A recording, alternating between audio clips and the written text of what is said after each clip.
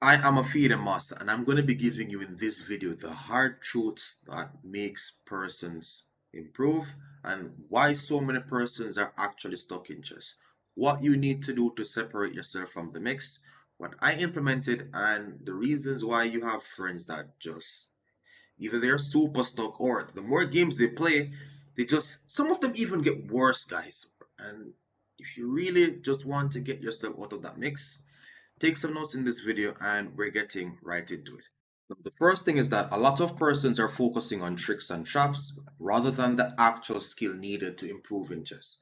Now here, nobody takes the time out to really understand what they need to do in chess, how to actually play chess when they're on their own. I'm not talking about somebody tells you move by move exactly what to do. When you're on your own, how do you play chess? That is going to be a differentiating factor. So example, a lot of mistakes and errors are made, and guess what? You stay stuck, your opponent is stuck, and nobody improves. This is going to be the first question of the day. What would you play for white in this scenario and why? Which of these pieces would you take? Would you take the bishop on d7 or would you take the pawn on d5? Because black made a mistake. What would you do? If your answer was bishop takes d5, this is it. This was also played in the game, which black went on to beat white in a merciless fashion. Now, white lost this game due to a one move error. If he took on d7, then he would have been up a pawn and he could have continued the game quite nicely. He could have developed his knight, castled his king, and played chess. Normal stuff. But again, lost this game due to a one move error. Lost a piece, and that was it. Now, the average ELO player does not fix this. They don't work on the skill to ensure that they don't hang pieces just right off the bat.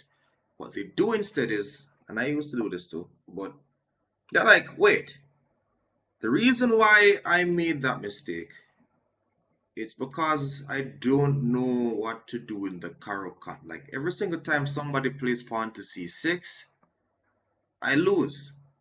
So I'm gonna go on YouTube and I'm gonna try to like learn an opening which can, defeat this. And then you go on YouTube and you stumble upon one of these videos where they're like, if you want to beat the Caro-Kann very quickly, then just put two pawns into the center like this, and then you're gonna be taking out this piece right here, your knight, just to make sure that you can capture back, right? This is setting up the trap, guys. No, most persons here will not play knight to f6 because this is going to be doubling up their pawns. And that's not good in chess. What you want, or what you'll see most often, is this move, knight to d7. And then our secret move comes in, guys. We're going to be putting this queen on the same line as the king. And believe it or not, guys, after knight to f6, a developing move, knight to d6 is checkmate. So a lot of your Caro-Kann opponents will be falling for this. So if you really hate playing against the Caro-Kann defense, try this out. Winning in only 6 moves, and you're getting a lot of rating points, guys. Subscribe, and thanks for watching. Now, majority of chess players see this, and then they're like, I finally can start playing this against the Caro-Kann. And they try it in like 10 games, maybe they get it in like 1 or 2, and it actually works, and then they get free elo. But guess what? They still are the same person. They have not improved. They're the same person plus one trick, and if the trick doesn't work, they're back to 0, guys. Now what happens is this works for a while, and the minute their opponent does something that is not what they're accustomed to, they're now on their own. They have to think for themselves. They're back to blundering and making mistakes like crazy. The hang pieces, they can't even play a straight game of chess without just like blundering in like a move. You have this, they don't understand that even the openings that they're playing, they have drawbacks. Like this queen move blocked out their bishop. They're not learning the key fundamentals of chess like activity, middle game planning, things that really are necessary for improvement in chess. What they do instead is like, all right, My opponent played this move. I need to know what to do against this. And if somebody doesn't tell them exactly, move by move, what to do in each scenario, in all positions, if you have 100 variations, they want to know what to do in. Guys, just sit down and actually learn the skill. You need to understand that, all right, I need activity. And I'm going to be, again, like, going more in detail, but this is going to be showing you again, guys, like what most persons do and what I actually did separately. So let's go. Now, there are more things you need to work on that I'm going to be explaining in this video, but let's say that I played this exact game where I blundered my bishop like this, and my opponent forked the king and the bishop, and I'm like, oh my god, I'm so terrible at chess, I can't bother, and so forth, so forth. Instead of going for like another opening or a trick and trap, I simply fixed the root cause, and I'm like, all right, why am I blundering like this? Can't I see a simple fork? What's happening with me? And I'm like, wait, why did I actually play this? Why did I take this instead of the bishop? Is it a case where I just saw a free pawn and just took it and that was it? I just stopped calculating? And this is where you're going to realize that one move thinking is damaging your chess elo. The difference is persons know this, but they just don't work on it.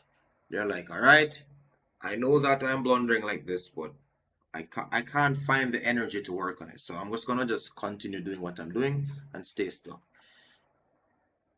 Me, on the other hand, I'm like, all right, this is an unprotected piece. Whenever I have unprotected pieces on the board, tactics happen. And like this, I need to stop falling for stuff like this. So I'm going to start working on it.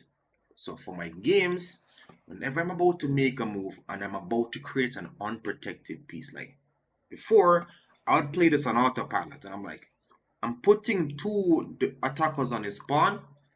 I'm going to be very, very, very, very attacking right now. Super aggressive.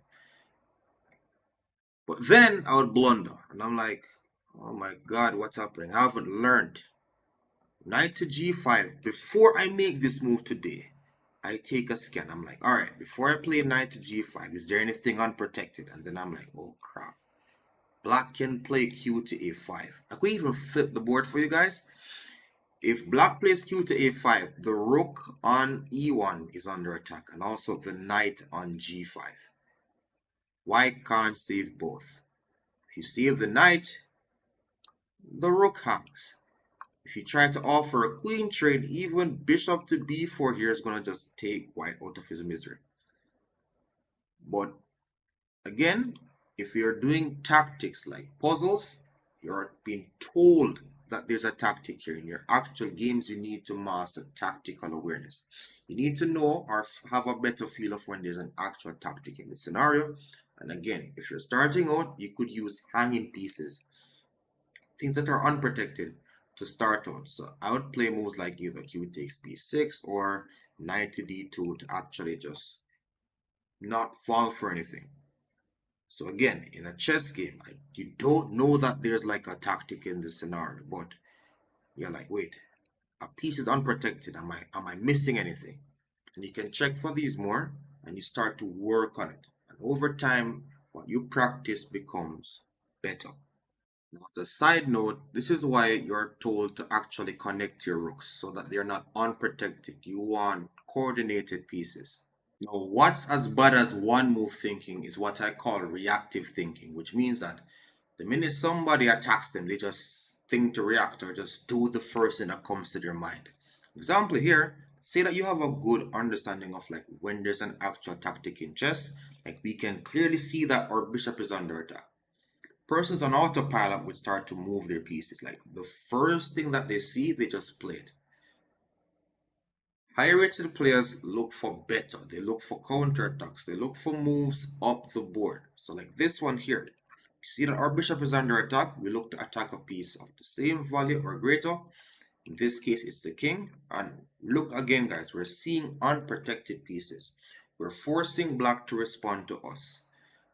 Don't practice automatic moves. Don't just see a move and just play it because it's the first thing that you see. Relax. Look for better. So King to e8. What would you play for black here? Black is basically trying to protect his rook. Alright, I'm going to be giving the answer no. If you guys found Q to e6, well done. That's checkmate. That's simply you using what you'd have heard in this video, where you're not playing reactive. You're not just playing automatic moves. You're not just like, all right, I see the knight hanging. I'm going to take the knight and play you a move after that. It's just like one move thinking on repeat, guys, in all your games, and then you just stay stuck at the same level. Saw the knight, you're like, all right, I see that. Take some extra time, scan the board, look for better. Don't wait until after the review and you're like, oh my god, I missed it. Fix the habits, good chess, everything is going to start to make sense. Work on your tactical awareness. Now, with hanging pieces, you can also try to disconnect pieces. What would you play for white in this position? You could pause the video. I'm going to be giving the answer no. So, we could see that our queen is under attack right here. We also see that there's an unprotected rook on e8. You could make a discovered attack and attack it, but you know, we're looking for better. How can you actually perform a tactic here to win this queen? If you found this move, knight to e5, which is again a discovered attack on the king, wasn't a case where our queen was under attack and we're looking to move the queen or trade the queen. We're like, all right, is there better? Knight to e5, discover attack on the king. King moves, and then we simply take the queen. This is how I want you guys to be thinking in your games, and we're going to be going into the last one. Let's go. Now, the final thing that you're going to be learning today is the power of activity. Understand this. A piece temporarily does not exist if you're not using it. A lot of persons struggle with conversion because even when they win a piece in chess, like they're up material, they just don't use it. Example, white has a complete rook right here, but it's not felt. This rook being on a1 in a defensive role, not putting pressure on black, is absolutely different from this rook being here. Alright? You want it to be putting pressure. If you have pieces in chess that are passive, that's bad. You need everything, or as much as possible, you need your pieces to be active, putting pressure on your opponent's position. When you have pieces like this, black's rook, not active. If it's defending, don't want this. You need aggressive. You need pieces pointing into that area of the board, as many of them as possible. Luckily for black, he managed to actually have two, the queen and the bishop. So this is all black has to work with right now. If he had a rook in the game, or the more you have, the better, guys. What would you play for black here? And again, the skill, remember, if you see a good move in chess, look for better. You could think of queen check, or again, just looking for better, guys. You have a two-piece combination where you can try to like formulate an attack. We have bishop takes b2, and what's happening is we're forcing the king to cut the coordination of the rook and the queen. Either your opponents create hanging pieces themselves, or you could disconnect pieces to try to win them like this. So remember, guys, no lazy pieces. Stop playing automatic moves. Look up the board. Play active. Activate all your pieces. Ensure that you're not playing one move ideas. Focus on the skill in chess and not the tricks and traps.